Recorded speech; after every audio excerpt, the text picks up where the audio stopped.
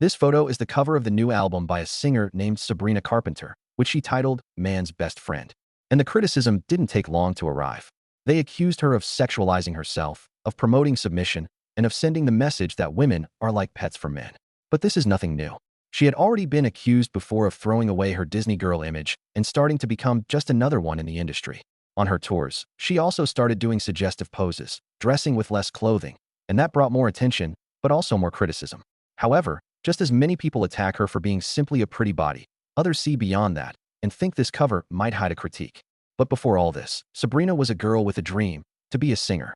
The beginnings of that dream were Sabrina forcing her uncles to listen to her sing, recording herself on the computer, and, like so many others, dreaming of being the next Hannah Montana.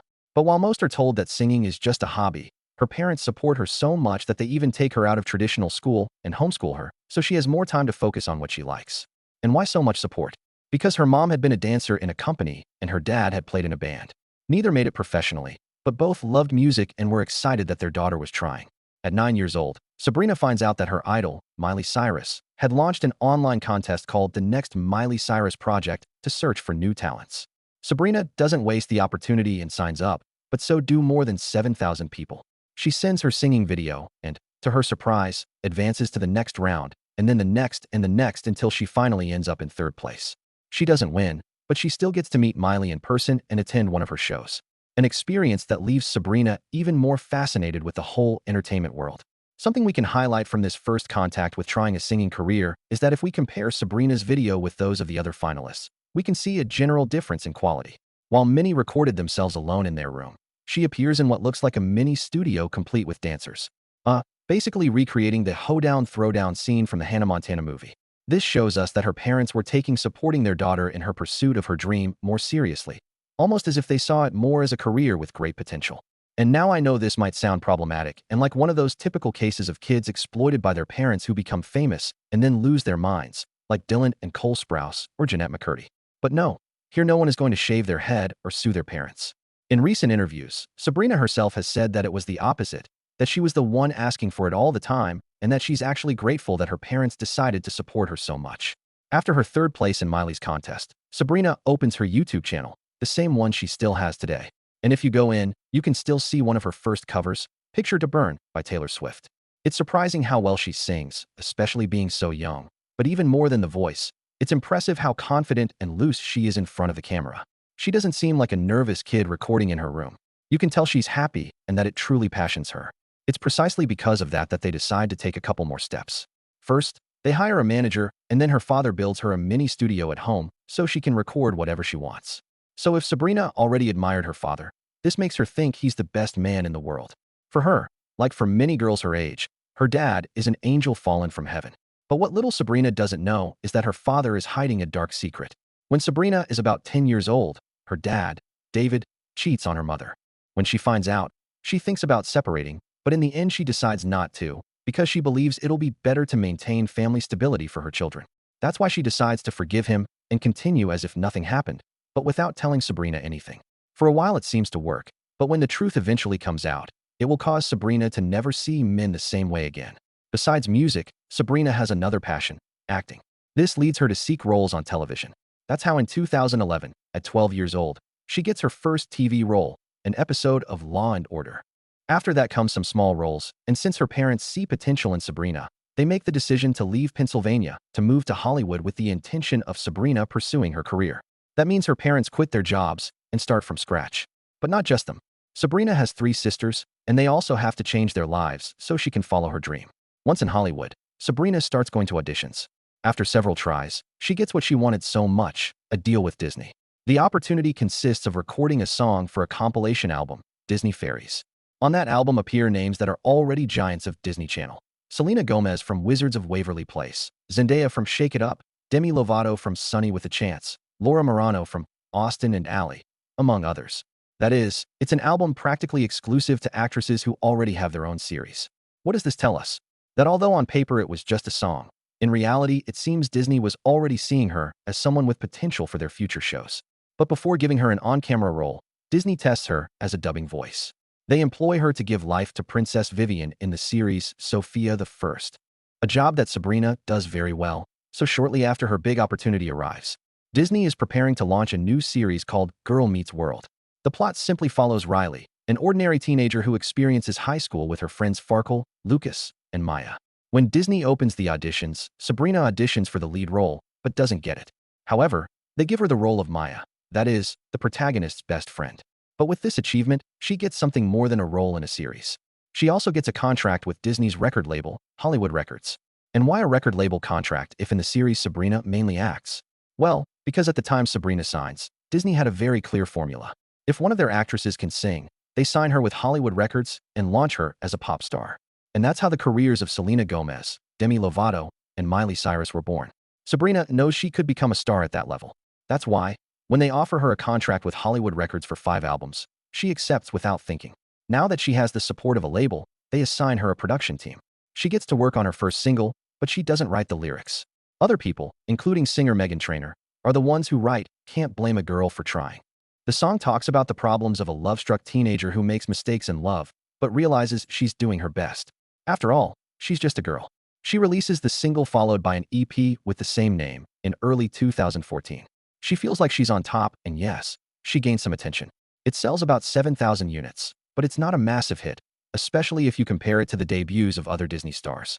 For example, Demi Lovato's first album, Don't Forget, sold 89,000 copies in its first week and debuted at number 2 in the United States. And Selena Gomez with Kiss and Tell exceeded 900,000 copies in total and reached the top 10 in several countries. Despite that, Sabrina continues working on her music. On April 14, 2015, she releases her first full album, Eyes Wide Open, with songs like the title track and We'll Be the Stars. The sound of this album is pop folk with some country music influences. For their part, the lyrics talk about teenage themes like love or learning to move forward even after making a mistake. If you watched Disney Channel in those years, you probably remember those videos playing in every commercial break because Disney was trying to get people to watch them so Sabrina's career would take off and they could start profiting. But although she does get a bit more attention, globally it barely reaches 42,000 copies sold, a figure that by Disney's standards can't be considered successful or profitable.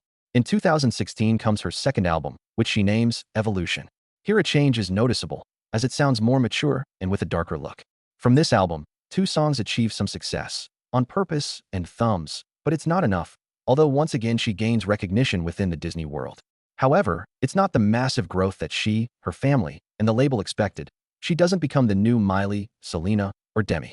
Why doesn't Sabrina just take off? Partly because Girl Meets World never fully connected with the audience. It had a more philosophical tone than comedic, and it just didn't work with teenagers. Plus, by 2015, Disney Channel was no longer at its best. Add to that Sabrina's music was nice and well-produced, but not so catchy or with so much personality. She hadn't released something like Miley's Party in the USA or Demi's This Is Me, which are still sung today. On top of that, the public was a bit saturated. With so many Disney stars who had exploded before her, many weren't looking for another one. Even so, Sabrina starts her first tour across the United States and several European countries. Thanks to this persistence, she gradually forms a group of very devoted fans, which catches the attention of other artists who start inviting her to collaborate. First, she sings with the Vamps, a band very popular among teenagers. Then Ariana Grande chooses her to open her concert in Sao Paulo, Brazil. After this, Girl Meets World films its last episode, and Sabrina starts her second tour. It lasts less than 2 months, but to give you an idea of how much she was working, in that time, she gives 35 concerts all over the United States. By then, in 2017, her family has been settled in Hollywood for 4 years and of course, Sabrina has achieved important things. Albums, tours, a Disney series, but not the level of success that perhaps her family expected when they moved. Her big chance to take off as a Disney star didn't work, and now at 17, 18 years old, she has to enter a different world, much more competitive, where it's no longer enough to have been on a Disney show. She starts auditioning for different projects until she gets a role in The Hate You Give, a movie about racism and police brutality. There she plays Haley, the white girl who prefers to ignore the seriousness of the problem. It's a small role, but it serves to show herself outside the Disney mold. At the end of 2018 comes a key moment, her third album, Singular, Act 1, with songs like Almost Love and Sue Me, finally making it onto the dance music charts in the United States. Sabrina starts to better find her sound, and above all what really connects with people beyond her longtime fans. This opens more doors for her, like a collaboration with DJ Alan Walker and Farruko on the song On My Way, which becomes quite popular and places her in front of a much more global audience. At the same time, she releases the second part of her project, Singular, Act 2. This one no longer just talks about teenage loves. Now it touches on more personal themes like anxiety and social pressure. As we can see, as she grows, her music evolves with her. The main single, Pushing 20, reflects exactly that stage where you turn 20, and it seems everyone has an opinion on how your life should be. And it's precisely this honesty and changes in themes that make this music connect strongly with her fans. Singular, Act 2, is her fourth album with Hollywood Records. Although the original contract was for 5, that ends up being the last one. The fifth never arrives. Sabrina never explains why, but in an interview she says, "Thank God I didn't complete my contract." While releasing her music, she also participates in movies. One of them is the Netflix one called Tall Girl. The story is about a very tall girl whose biggest problem in life is being too tall, which of course can definitely be uncomfortable. But the movie handles it as if it were the worst tragedy in the world, which seemed pretty ridiculous to people, and that's why people started mocking it, filling the internet with memes. And although Sabrina has a secondary role in the movie, she ended up on everyone's lips. And to stir the waters even more, her personal life also starts drawing attention, as the public notices how close she's become with Griffin Gluck, her colleague and co-star in the Tall Girl movie. At the premiere, they're seen hugging, and then Halloween arrives where it's confirmed they're dating. However, shortly after, old likes and comments from Griffin with racist content come to light.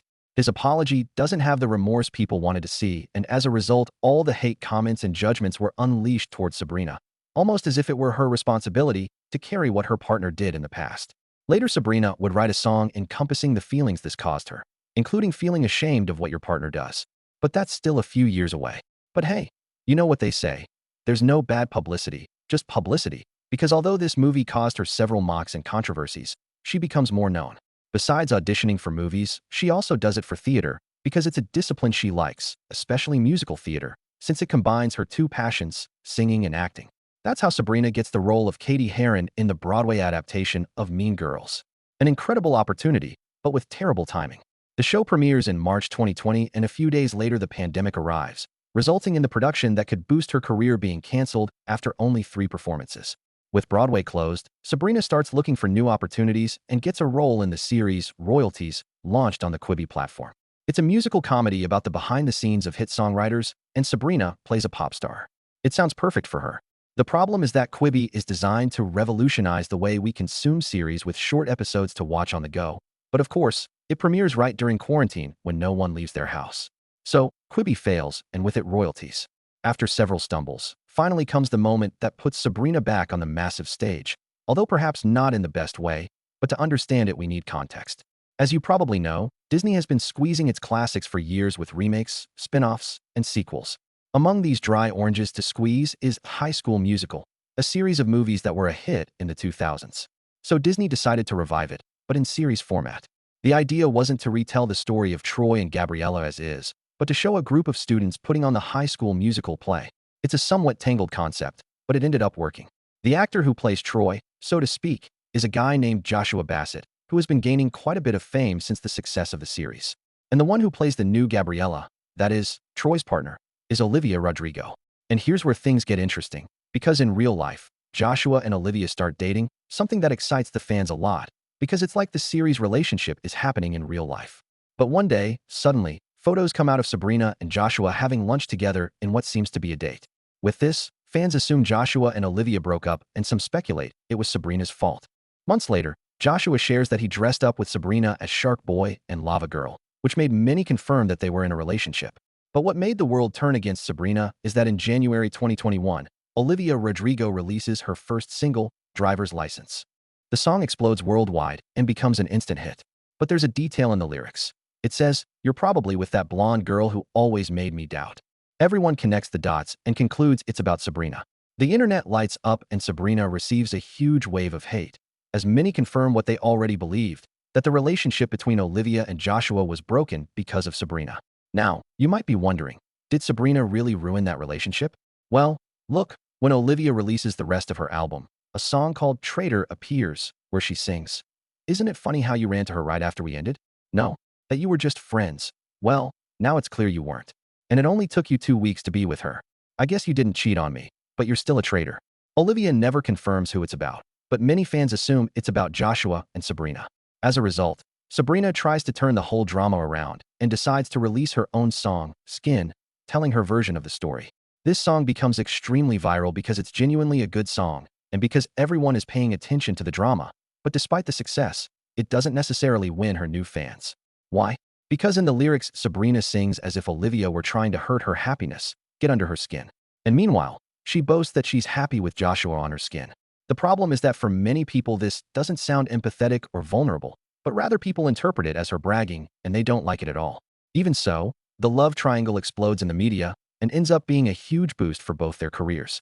But here's the most interesting part, because if we look closely at the dates, there's something curious. Olivia is signed with Geffen Records, which belongs to Universal Music Group. In January 2021, she releases Driver's License, and the whole world starts talking about them. Now, just 2 weeks later, Sabrina Carpenter releases Skin, which seems like very few days to write, produce, and release a single. Possible, yes. Common in the industry, not at all. It's too rushed for what's normally customary. Things get even more curious when we see that that single is the first one Sabrina releases with the label Island Records, which coincidentally also belongs to Universal Music Group. That is, two young artists under the same corporate umbrella debuting with their labels, and right in the middle of a personal drama that skyrockets both their careers. Was it really a coincidence, or rather a well-calculated move by the labels? If we review the controversies that come after, they all seem to follow a very similar formula, but we'll talk about that in a moment.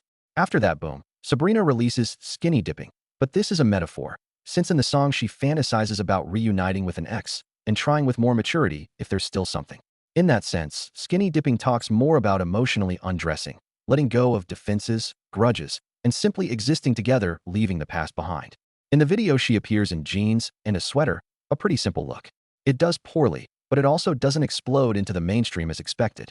So, it seems that at Island Records they go back to the planning table to think about what can stick, because in the next single, Sabrina seems totally different, with a more fun and catchy pop, with tight clothes and suggestive dances. This time the song does take off much more. Finally comes her album, Emails I Can't Send. There appears the song, Because I Liked a Boy, where she recounts her experience in the controversy with Olivia and Joshua, the accusations of being a homewrecker, the massive hate on social media, and even death threats. All just because she liked a boy. The album also includes very personal songs where Sabrina talks about something that happened when she was a child, but that she just recently found out about, her father's infidelity to her mother. When she found out about this, her world came crashing down.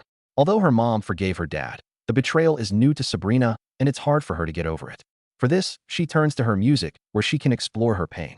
She writes the song, Emails I Can't Send, where she tells how she went from admiring him to feeling repulsion and how that betrayal left her with great insecurity.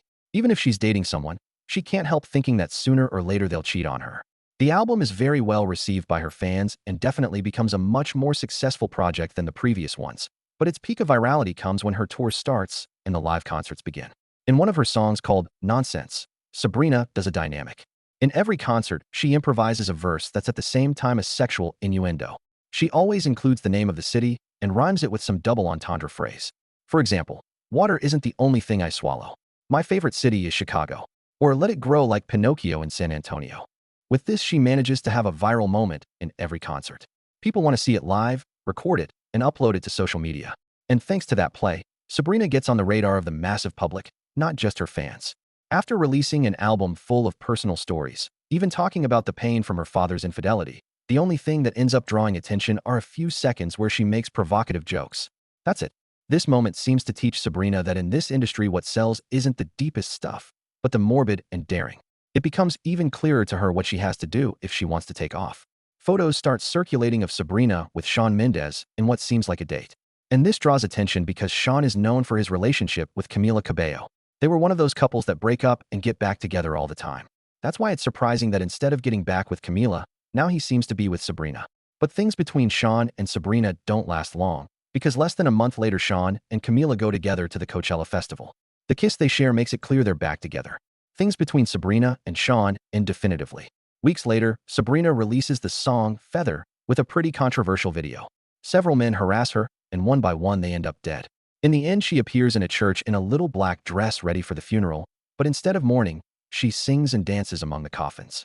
The detail is that the church is real, and when the Catholic Church finds out they used one of their temples to film those scenes, they release a statement saying they're horrified. At this point, it seems Sabrina has already learned from her experiences. She doesn't get upset or apologize. On the contrary, she feeds the controversy with humor, saying that in the end Jesus was also a carpenter, just like her fans, the Carpenters. The response works perfectly, social media explodes, and Sabrina gains more audience. Then comes the announcement that she'll be the opener for Taylor Swift's Eras Tour, the biggest tour of all time, which gives her huge exposure. Shortly after, another news puts her back in the center of the conversation. Her relationship with the Irish actor Barry Keoghan becomes public. The problem is that Barry just ended a years-long relationship with Alison Sandover, with whom he has a son. Some start speculating that Sabrina was the cause of the breakup, although in reality that's never confirmed. Despite everything, Sabrina and Barry continue dating, and he even accompanies her to the Eras Tour. From late 2023, Sabrina and Island Records start working on her next single. They don't want to release just any song, but something that really consolidates her. For that they call Steph Jones and Amy Allen, two songwriters who had already been behind her biggest hits like Feather and Nonsense. And they also add Julian Bunetta as producer who had already worked with her on Nonsense. With this team is born what would end up being the song of the summer of 2024. But this time they don't want just a good song. They need to more clearly define Sabrina's stamp, a look that differentiates her from other artists. They choose a retro vibe from the 50s, but with a sensual and modern twist, a mix between Brigitte Bardot and Marilyn Monroe. And so on April 11th, 2024, Sabrina releases the song that changes the course of her career, Espresso. It's a catchy pop song with funny lyrics, but that have a deeper message, as it talks about seeing femininity as a superpower. It's a message that she herself reflects in her look, which is more sensual and feminine than ever. The track becomes an immediate hit, and her aesthetic also hit the nail on the head. For her next single, Please Please Please, she keeps the same sound and style, but with an extra detail. In the music video, Barry appears, which generates a lot of attention. The story portrays a toxic couple that brings out the worst in each other, while the lyrics show Sabrina asking her boyfriend not to make her look ridiculous. Some verses even seem to allude to real life, that he's an actor, that he drinks too much when he goes out, indirects that many interpret as references to Barry and his reputation as a womanizer. Ironically, months later, Barry would end up doing exactly what Sabrina asked him not to do. Months later comes the album, Short and Sweet. The reception is huge, and to make it even bigger, she also premieres the video for Taste, her third single. There she appears with Jenna Ortega, and the story is the two of them competing for the same man. The curious thing is that due to Jenna's physical resemblance to Camila Cabello and the fact that both share Latin roots, many fans interpret it as a nod to her romance with Shawn Mendes. Plus, the song itself seems to talk about that, as it tells Camila that even though Shawn went back to her, Sabrina already left a mark on him that won't go away. With this, it's clear that Sabrina no longer avoids controversies. On the contrary, she turns them into part of her strategy, and on her tour this is even more noticeable. If you remember the previous tour, what put her on everyone's radar were her provocative verse improvisations that she changed in each city. On this one she does something similar, but takes it a step further. One of her songs, Juno, is inspired by the movie of the same name about a pregnant teenager.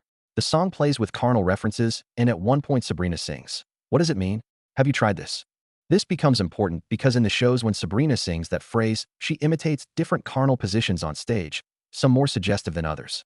And once again, in every concert they record her, upload it to social media, and those moments become extremely viral. In another song called Bed Cam, you see the silhouette of Sabrina and a man taking off their clothes, hinting that they're about to be intimate. Then she opens her legs, and he gets between them. Of course, this ignites the criticism. For many, the show is too explicit, especially considering that Sabrina still has young fans from her Disney Channel era. But others respond that if they don't want their kids to see that, simply don't take them to the concert. The debate explodes on social media, and far from affecting her, it ends up giving her even more exposure. And there's the point. It seems Sabrina has already understood what works for her. She knows these controversies keep her on everyone's lips, give her more streams, and fill more concerts. In December, Sabrina and Barry announced their breakup. In the official statement, they explain it's because both are 100% focused on their careers and their priorities no longer aligned. But there's also the version of a possible cheating. It's said that Barry started talking to the model and TikToker Brecky Hill while still with Sabrina. None of this is confirmed, but many fans believe that was the real reason for the breakup. And if this ended up being revealed as true, ironically it would make Please Please Please end up sounding like a fulfilled prophecy. Shortly after, Sabrina receives the biggest news of her career. She's nominated for the Grammys. The night of the awards arrives. They open the envelope and read that the winner for Best Pop Vocal Album is Sabrina Carpenter. She can't contain her excitement, hugs her sister Sarah, and goes up on stage. In her speech, she thanks her parents for all the singing lessons they took her to, for always supporting her, and also mentions her sisters. The best part is she doesn't win one, but 2 Grammys, one for Espresso and another for Best Pop Vocal Album. Approximately a year later, Sabrina announces her new album, which she calls Man's Best Friend, and as expected, controversy erupts due to the cover. On it, Sabrina appears on her knees imitating a dog in a very suggestive position and with what seems to be a man next to her grabbing her by the hair. The criticisms point out that once again she's resorting to sexualization, but this time with an even more problematic message, showing the woman as an animal submissive to the man, all with the sole purpose of generating attention, even though that reinforces stereotypes that harm the perception of women. In fact, the uproar was so much that Sabrina had to release a more commercial cover to calm the waters. However, in an interview that came out on August 29, 2025, Sabrina says that this cover is made to have many different interpretations, and from my reading, once you listen to the album, everything becomes clearer. Sabrina lately has been characterized by satire and by extending or magnifying what she's criticized for, and then subverting it. For example, when people told her she was too small, she released an album called Short and Sweet, where the lyrics had nothing sweet about them. This title also refers to a short and sweet experience, but it can have several meanings. Or when she was accused of the church scandal, Sabrina had a similar reaction. With Man's Best Friend, it was something similar. If the criticisms were that she sexualized herself, she took it to release a cover magnifying it, but subverting it. The cover hides a critique of how men in her experience often pretend to care about women, just like their best friends, dogs, while treating them badly and calling them bitches. And that hand pulling the hair is a show of that mistreatment. In line with that, it seems that in the songs on the same album, she gives a manual of what to do and what not to do in a romantic relationship to avoid that mistreatment from her point of view. The song that best represents this is Tears, which in turn works as satire and as a mini-manual.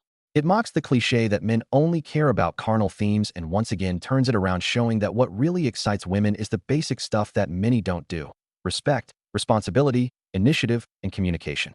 That's why, in the song, she turns everyday things like washing the dishes, assembling an IKEA furniture, answering the phone, considering her feelings into the foreplay she finds exciting, leaving the message that treating well, being kind and responsible is also sexy. And in the end, that's what really makes you fall in love. For example, she says in her song, "I get wet thinking about you being a responsible guy and treating me as you should." Or in another verse she says, "A little respect for women can take you very, very far." But as she herself said, the title and the cover are open to interpretations. Leave me in the comments what you think. And now, did Sabrina make a mistake by sexualizing herself and become just another one in the bunch in the industry? The girl has a history of persistence. She did too many projects, many darts in the air until finally one hit the target. With this hit came a lot of exposure. She refined her proposal, and with each new step, she was consolidating something of her own. But the cost of this rise came with criticisms for sexualizing herself, for changing the tone of her lyrics, for adopting more suggestive outfits and attitudes, all with the aim of capturing more attention each time and never stopping people from talking about her. Those who defend this change think it was something natural because she entered an age where sexuality, desire, and the need to be seen, recognized, and desired are real parts of growth. And as an artist who writes from experience, it was inevitable that all that started appearing in her lyrics. Plus, the people who listen to her argue that in the end her strategies are a way to be critical, to talk about power, stereotypes, double standards, and damaging relationships, while helping people find catharsis in her lyrics or feel understood, laugh at the pain and experiences with absurd partners, or question what they didn't question before. But those are the two main stances I found. So this time I'll leave the conclusion to you. Do you think she's an artist who genuinely uses these scandals as a tool to give a message and launch a critique that gets heard, or simply does it as a publicity strategy? I'll read you in the comments.